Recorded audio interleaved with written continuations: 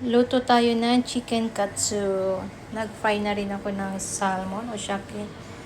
Ito, nilagyan muna siya sa harina. Tapos, sasawsaw mo sa itlog. And then, ano bang tawag dito? Diyan? Ano bang tawag dito? Ayan. Tapos, nagprito rin ako ng, ito lang gusto ko eh.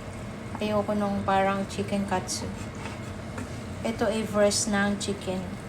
Ilan lang naman kaming kakain, tapos meron pa namang natirang mga foods, tsaka salad na sa ref.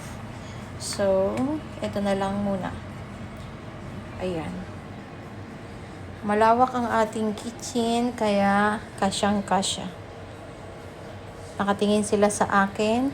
That's alright. Tayo ba ne? Okay. Alright.